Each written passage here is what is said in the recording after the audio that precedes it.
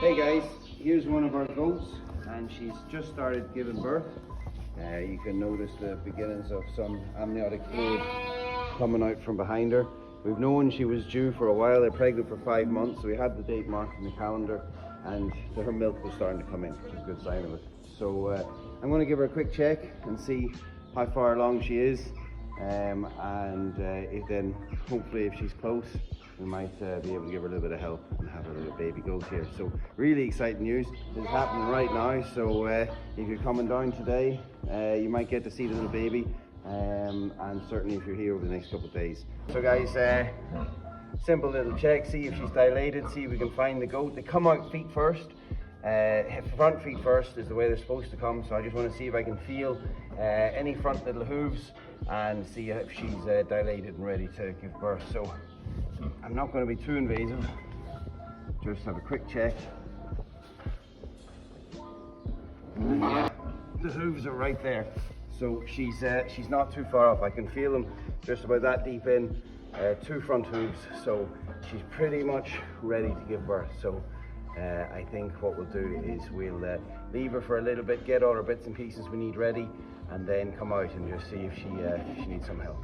Guys, just collecting up my lambing kit or my kidding kit for goats. A few really important things. Iodine.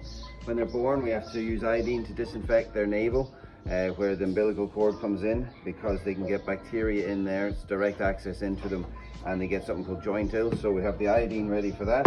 After the iodine, next tool imperative you have in your tool belt for helping lambing or kidding goats is super thick lube.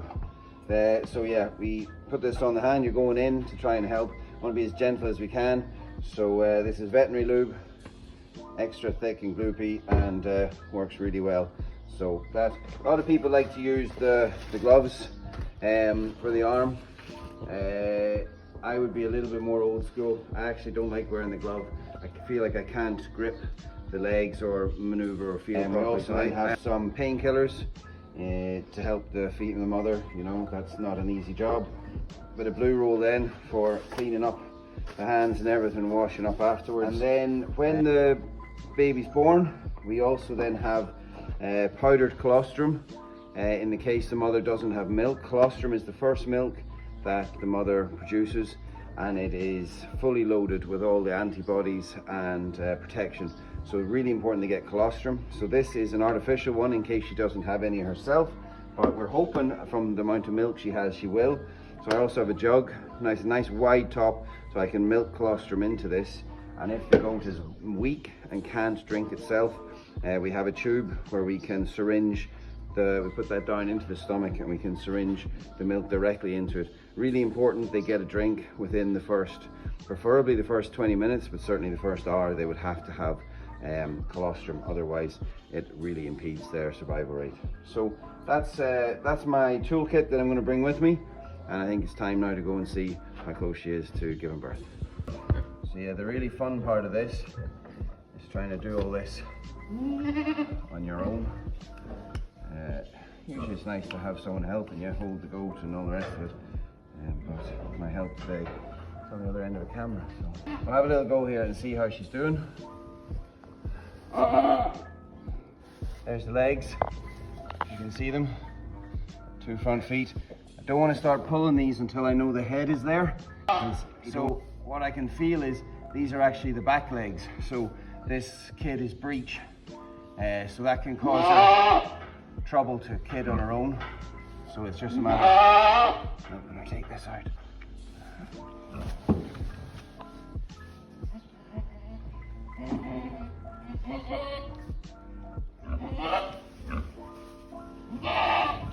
First things first, clear the airway.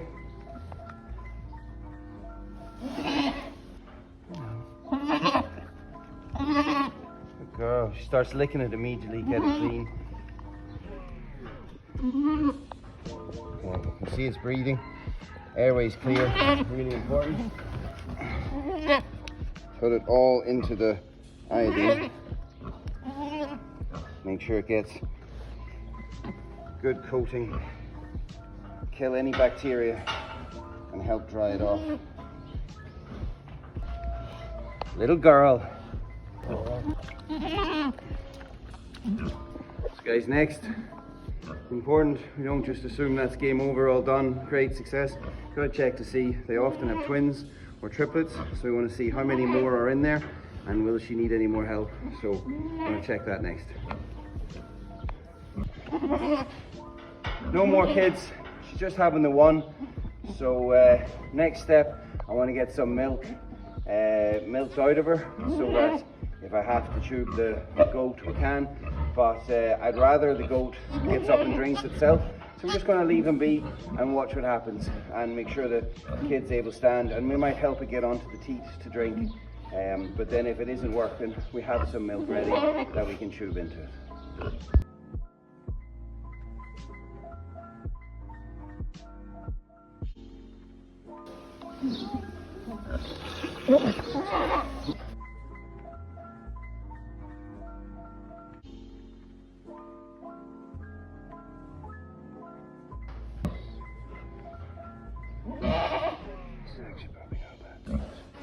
So little goat is just not drinking, and I wanted to get milk as quick as we can. So we're just going to tube a little bit of milk into it, give it some strength, and we'll actually, just by having some milk in its stomach, will encourage it to want to get up and drink some more. So it is kind of looking, it may do it itself, but just to be safe, we're going to tube it, make sure it gets the energy it needs.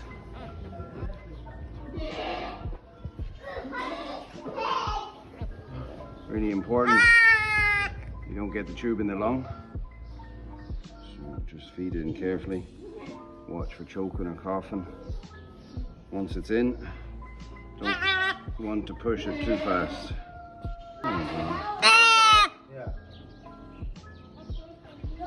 That should do it. Other thing you'll notice is I had the tail out to the end, because you'll see they always pee when you tube them. Always, always. So you don't want that over your shorts. Keep the bum out.